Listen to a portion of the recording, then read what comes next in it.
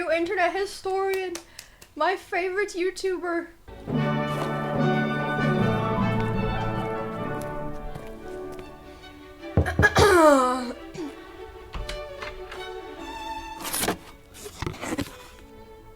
Oh.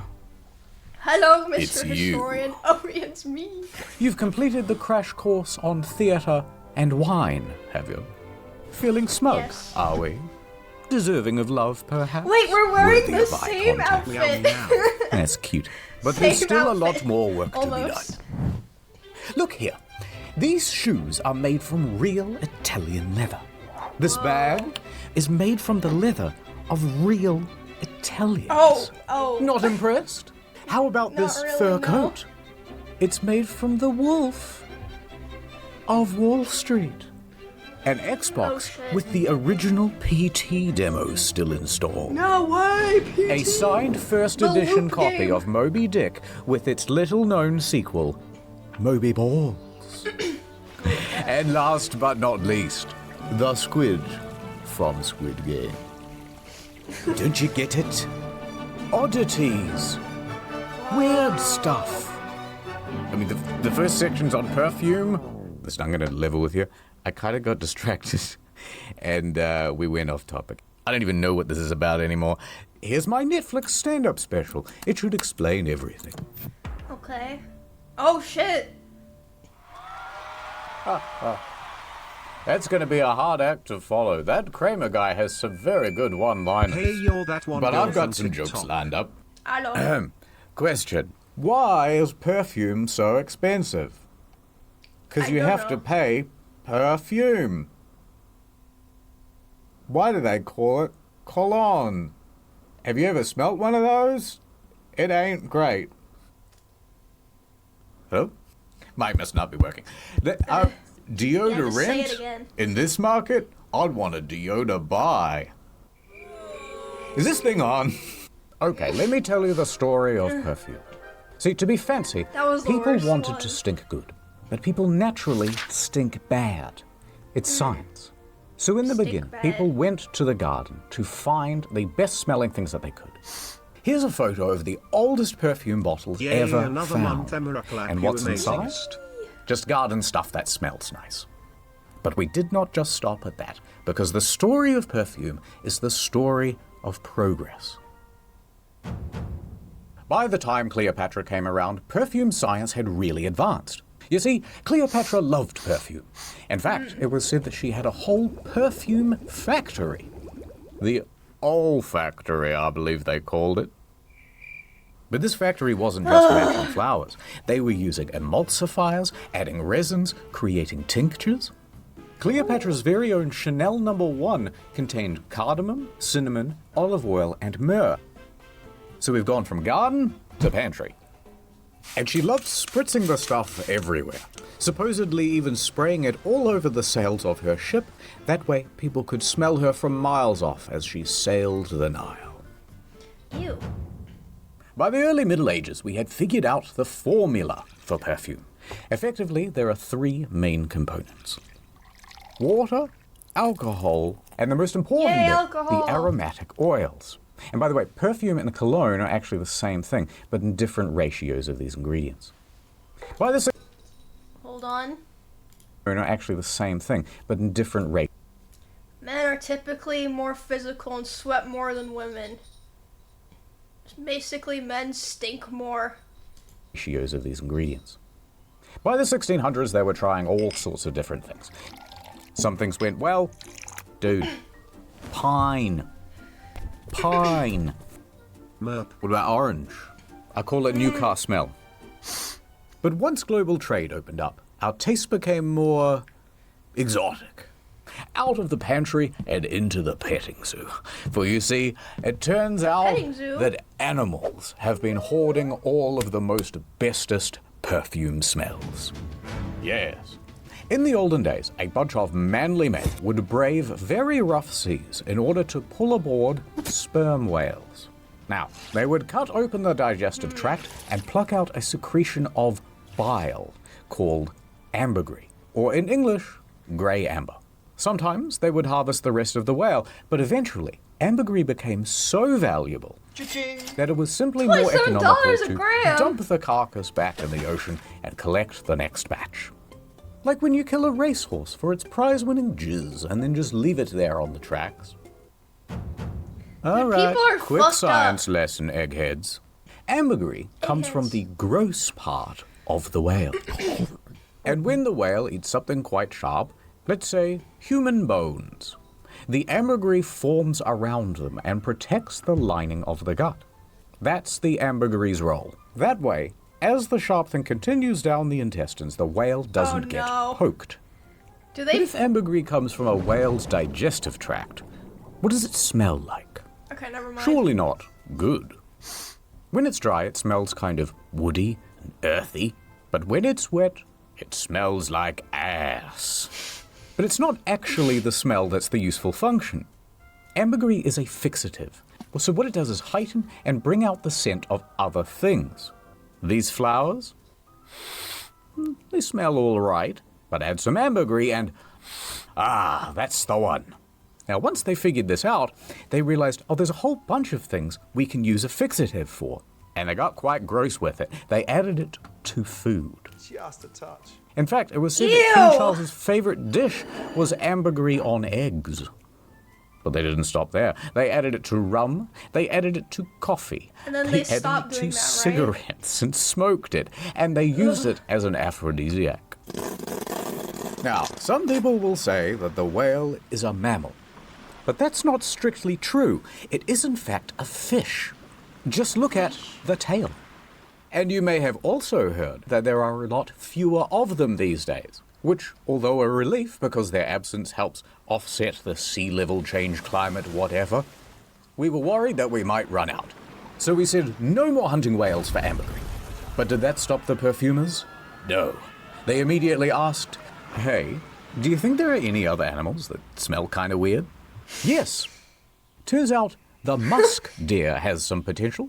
Now, we hunt the male musk deer specifically because it has It's a got particular fangs, it's gland cute. called a musk pod, which, when dried out, looks like this. And it uses it to mark its territory and attract mates. How? Now, don't worry. Who Unlike thinks to ambergris, try these this things doesn't out? smell like ass. Instead, it smells like ammonia and piss. And you just can't get a smell like that at home. So we started Guys hunting are them to the point freaks. where they were a protected Fucking species. freaks. So the authorities said, you have to find a different animal. So from there they moved on to hyrax feces. One of the most feared and dangerous animals in all of Africa. And it was the inspiration that for the original stupid fucking Lynx rat? Africa smell. Look at it. Now, their feces, when dried, is called hyracium, Big or fucking hamster. Africa stone.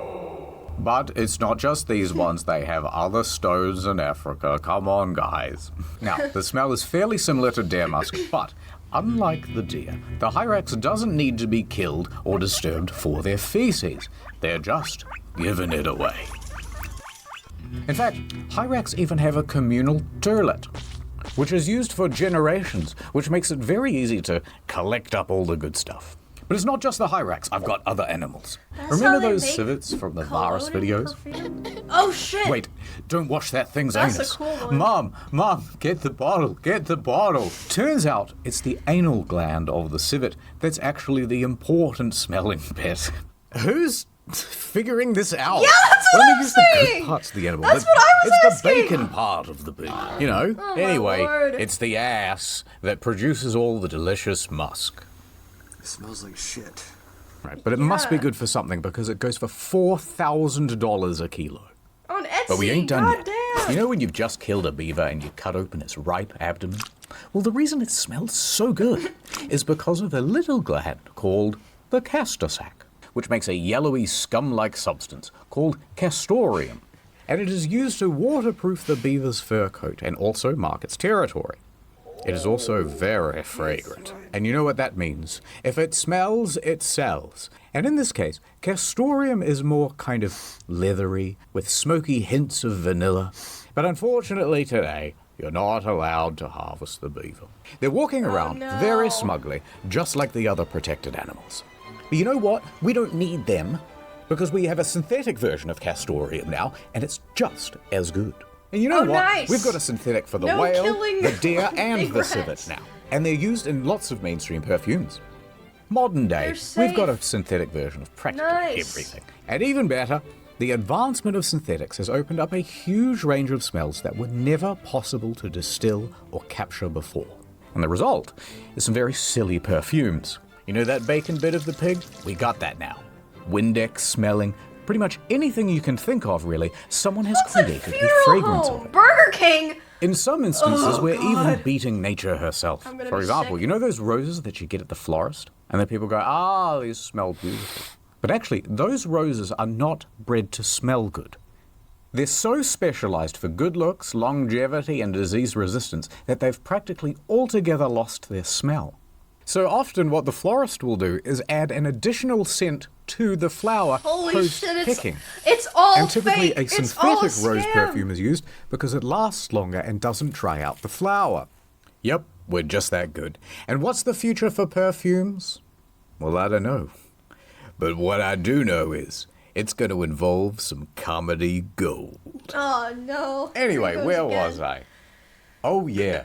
My wife asked me for Chanel number 5, and I was like, not right now. I'm watching the football. You know, on the television. I hate my You know wife. what? She's a I bitch. am going to say it. If it's good enough for Kramer, it's good enough for me. True. Ad time. This Christmas, she works in the big city. Busy professional, my career, this and that. But she's going home for Christmas. Small towns are the worst. I'm a big city career gal.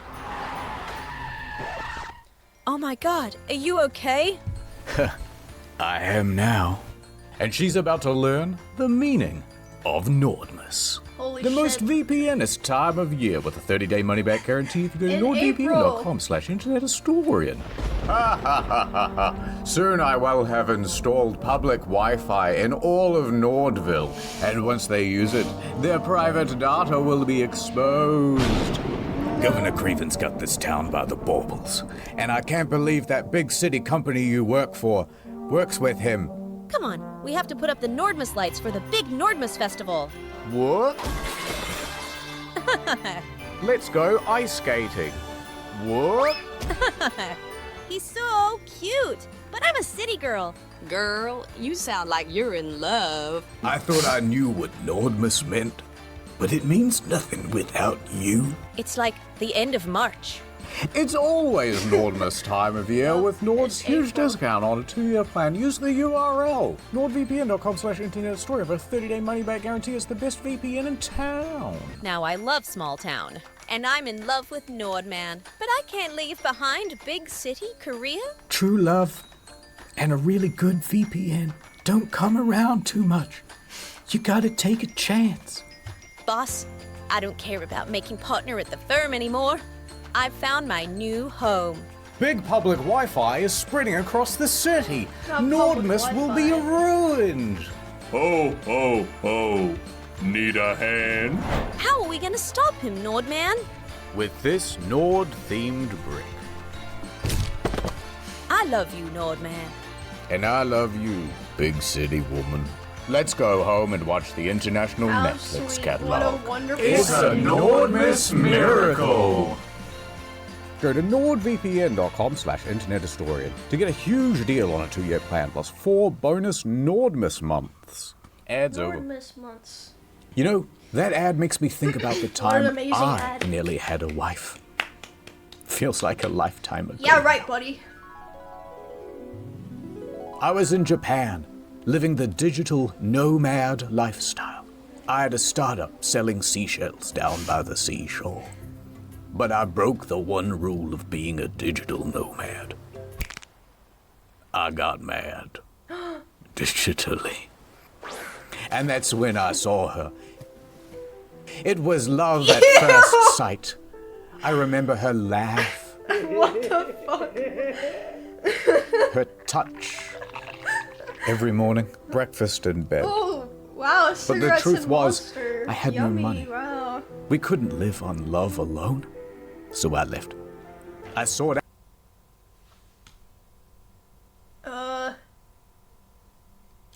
Did the sound... Where'd the sound go?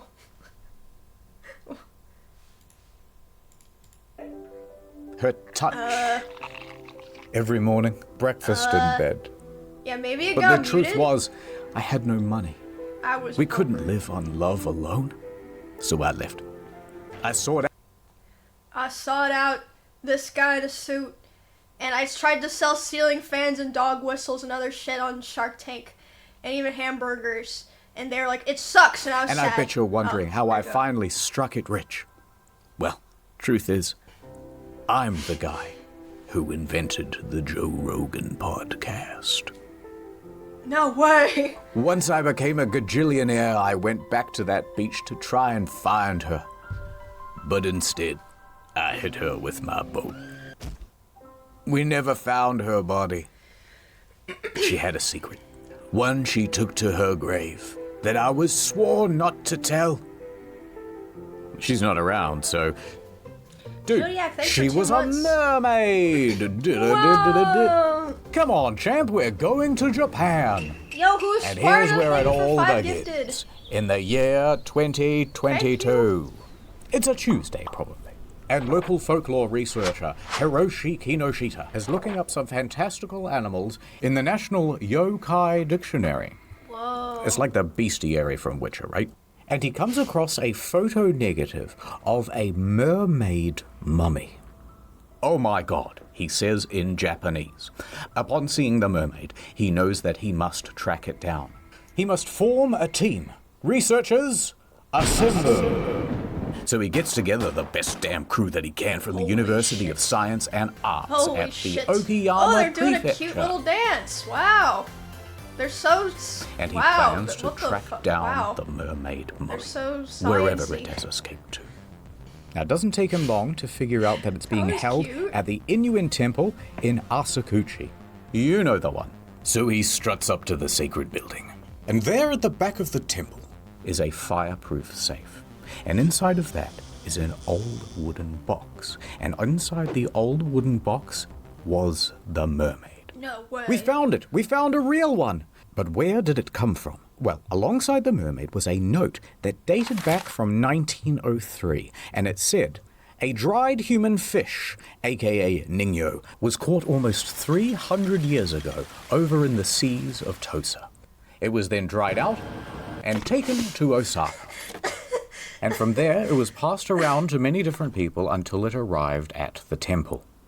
Now, the ningyo have an important history in Japan, and Sorry. sightings of these half-fish, Sorry. half-human creatures have cropped up all across the country. What the Kinoshita fuck? Ew. himself had personally tracked down 13 of them all across Japan, Why are usually they all kept in screaming in museums pain? and temples.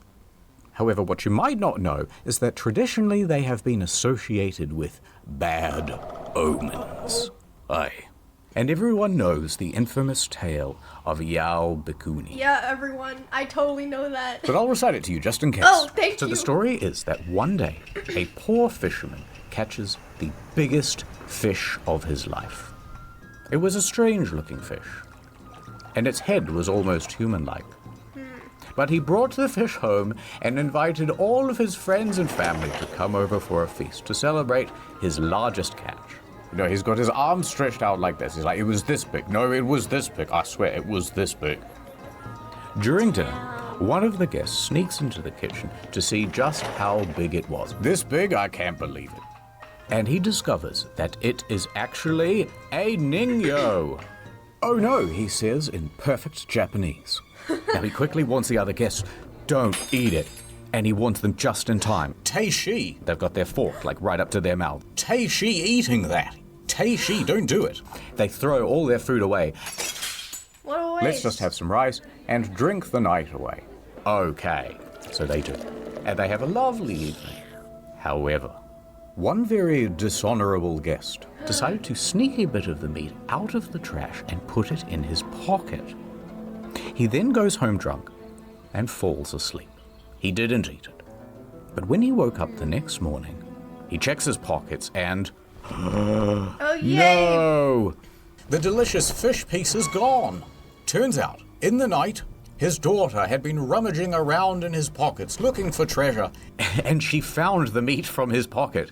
And she was such a greedy guts that she decided to What? eat it then and there. The father was terrified for his What? daughter, but she didn't seem to be sick. Do you feel weird at Yay, all? And pocket shaking her. fish, pocket fish He snack. decided not to tell her anything. Maybe it'll all be okay. However, from that day forward, the daughter never aged. That's right. She remained a young adult forever. She eventually went on to marry. But as her husband got older, she stayed the same age. Eventually her father got old and died. And soon enough did her husband too. Everyone she ever knew was getting older and dying, but she remained the same age. She was immortal. Eventually, at age 120, she decided to shave her head and become a Japanese nun. She traveled the country, planting trees as she went. And she did this for 800 years. Holy shit! But eventually, she Truly grew immortal. tired. She You got know what? bored. I'm tired of living. She entered a cave in her hometown of Obama. And she was determined to never Sorry, come out again. It's not funny. She begged and prayed for the curse to end, but it never did. She sat in that cave for so long Why isn't she just... that she turned to stone. Oh. And today, Well, at the Kuinji Temple in Obama, remains the cave that Yao Bikuni entered. People have been into that cave to check whether she's still in there, but nothing was found. However, a stone statue of her resides at the entrance. And colloquially, Yes. it is called the Barack Obama. So we're back with Hiroshi. He asked the Inuan temple if he could borrow the ningyo. Look, let me do a little CT scan on it, right? And they agreed. Hiroshi hands the ningyo to a team of scientists, and they get to work. They do their tests. Beep, beep, boop. Control plus scan on the keyboard, and here are the results. It's stage 4 cancer. I'm so sorry. No, but really, turns out the ningyo dates back to the 1800s. The note that said it was from the 1700s was wrong. Its body is made from cloth and cotton, wrapped in pufferfish skin. The tail was made from a croaker. I don't know what that is. Can we show that on the screen? With the mouth of a different fish and the hair of a mammal. And they can see that there's a metal nail in its back. Oh my god, it's invented tools. The forensic analysis and the construction materials in its back did cast some doubt over its authenticity. Wow, really? But you gotta believe in something, damn it. As promised, the ningyo was returned to the Inuan temple, where it still lives today. But where, oh where, did my mermaid go? It's her! You're back! You know what, His I wife. kind of missed you. And what the hell is that? Ew. Oh no. You know what's what? he I never doing? did find her again. I think these things are a big myth. Oh, Jesus.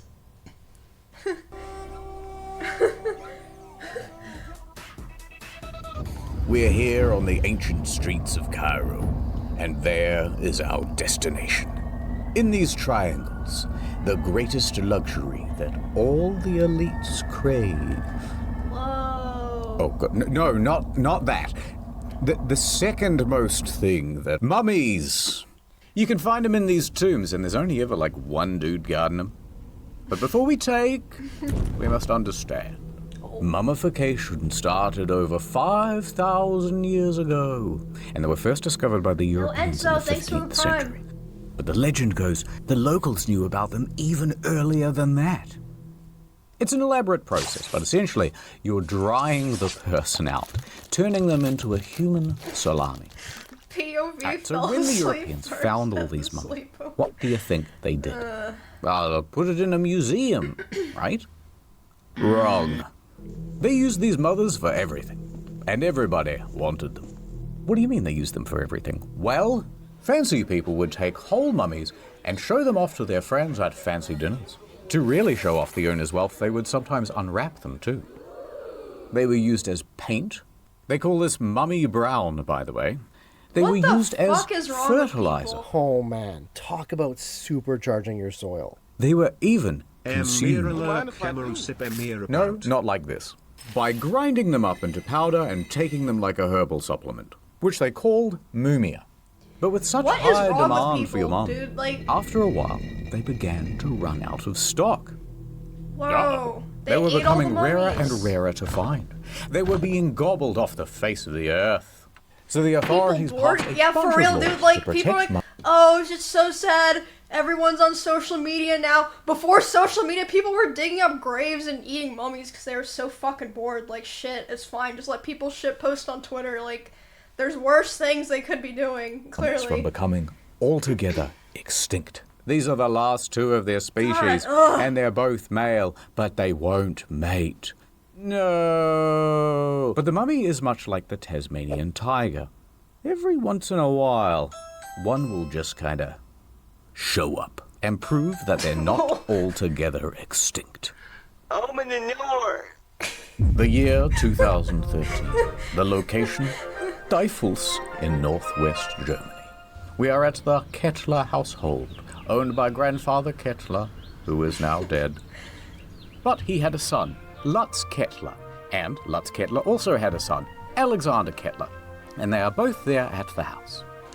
Wow. After a rainy day, there was a leak in the roof. So 10-year-old Kettler gets up into the attic to explore. You know, have a bit of a look around. There's a whole bunch of stuff in there. Old antiques, photographs, Yay, 10 months, and let's go. some old Thanks roof for tiles. reset. Those will be useful. So he goes over to the roof tiles and, behind them is something strange. A box. A mystery box. Now the kid is smart and he's seen Jumanji, so he knows not to touch the box and instead go tell his dad. Now the dad drags the box into the center of the room. And he opens it. No. Okay. And inside, a smaller box. But it's very curious because it is covered in hieroglyphs. So Yo. Lutz crosses his fingers, hoping nothing supernatural will happen. And he opens the inner love box. mummies. Inside is a mummy. Oh my god. But there's more. There's also two smaller boxes. No way! One contained a death mask, and the other a canopic jar. Alright, so he might have a dead body in the house now. So naturally, he calls the authorities. The police show up and ask some questions. Lutz then explains a little bit of backstory. No way. He remembers that in the 1950s, his father went to Derna in Libya. There, he acquired a chest and had it shipped back home. He remembers a conversation about it, but grandfather Kettler insisted that it was a replica. Das ist ein Replica, son. Not a real mummified that was person. so Now, at this good. point, the police did not think it was a real body, but it was worth getting it scanned just in case. So he loaded it up in his station wagon, and off he went to the Berlin Archaeological Institute. Now, they agreed to do a scan, and so they're fiddling with buttons and dials and stuff, and it's fake, right? It's fake? Well, here's where things get a little more dramatic. Results Emiru, it's been a while. inconclusive. There was a What? fully formed skeleton here. Now that is unusual for a fake. Often a fake will just be shaped like a person, then filled with sticks and cloth and rubbish. However, it got even stranger. They found that all of the bones were wrapped in some sort of metal plating or foil. Next they looked at the skull, and that's where things were the most odd. It was very realistic. Its teeth had roots. Its form was more intricate than the typical fake. It also had a laurel, but even more notably, there was an arrowhead lodged in the eye socket. Now that Oh, is that's very a lot of unusual for a fake. detail. Hold on, I got more evidence to do. So they're doing more tests and stuff. All right, we've carbon tested the linen wraps. What's the verdict? Well, those are from the 1900s. Now the plot is thickening. We have a supposed fake mummy, but with a very realistic skull, perhaps murdered by an arrow to the head and bandages that date to the modern day. that presents a new problem because it's not unheard of for people to do a murder in the modern day and then cover things up by disguising the body as an ancient artifact. For example, in the year 2000, there was a man who claimed he found the mummy of an ancient Persian princess, the daughter of Xerxes. However, when they examined the body, they found it was, in fact, a potential murder victim from 1996 who died from bludgeoning. All right, so the police now actually have to get involved. And it's about to get even more complicated. What? So they confiscate the body and they That's do their so own much tests. effort. And the results this time say, nope, this thing is 2,000 years old. It's not fake at all. It's ancient. What? So eventually the experts all get together and go, okay, this is dumb. Let's take it to Eppendorf University and have it properly tested, and not just tested, crack the thing open like a delicious Kinder Surprise. So this new set of experts gets to work, and when they open up the mummy... Alright, remember how we said that the bones were covered in a special type of foil or metal plating? Well, it turns out the scientists didn't quite get that right. Instead, the bones were sprayed with a metallic chemical that prevented X-rays from going through. The bones were made from plastic. Or at least, the body was. Turns What the out fuck the is skull going is on? real. Holy Yes, shit. a real skull, and not from an ancient mummy, but from a 20th century man. However, it was not a murder. This skull is from a cadaver, and it was medically prepared for educational purposes. And what about that arrowhead? Well, it turns out that that's from a children's toy. Someone just popped that in the eye socket as a joke. So finally, the mystery was solved. Holy shit. It's just a plastic skeleton with a real dead guy's head put on it. Wait, how does that solve the mystery? Anyway, so Lutz was satisfied that the whole thing was fake and not a murder victim. Oh, let's put that back in the attic, he said very Germanly. But then, eine Bitte? Was ist das? He says. Another box? Another box? The Book of the Dead? Well, that sounds like a fun read. So Lutz starts reading the ancient Egyptian out loud. Anaxunamun, Imhotep, Brendan Fraser. And what happened next will shock you and make for a very good thumbnail. It didn't work. I didn't freak out. Hey there, champ. You're probably wondering why I'm out here on this park bench. Sometimes I just come to see the autumn leaves. Winter will be here soon. Dust in the wind. Ew, Truth is, Dorito sport, dust. I have a highly contagious respiratory disease. I won't be around much longer. Dust in the wind. I'm like Willy Wonka from that movie. And you're like that ugly kid from the Willy Wonka movie who gets all his stuff. Or the Oompa Loompa. I don't know. I haven't seen it. The point is you're so close to being fancy. I can feel it. Whoa, it's There's just one lesson left to learn. Anyway, speaking of ancient Egypt, here's this ancient Egyptian gun. Oh. Franz Ferdinand, what are you doing here? Of course, he's not the real Franz Ferdinand. He's a mummy. Now, the thing about the ancient Egyptian gun is that it's very sensitive. Uh-oh. I hit your congratulations for being somewhat fancy cake. Whoa! Come on, Mr. Ferdinand. We've got to clean this up before the Park Services Commission hears about this, and they make another complaint. Right, we're almost done with the series, and then it's back to the usual content. So in case you missed it, there's also Drinking on Incognito, a new story mode out next week. And if you like fancy, that's great. But if you don't like fancy, don't worry, it's not forever. Ooh, goodbye. Ooh. Don't forget NordVPN, nordvpn.com/internetastory. Huge deal on a 2-year plan, you'll love it. So sad it's over. I saw some people asking, so yeah, this is a internet historian. He's got a lot of good videos. Oh, she spammed the video. Yeah, that's the original video. It's very good.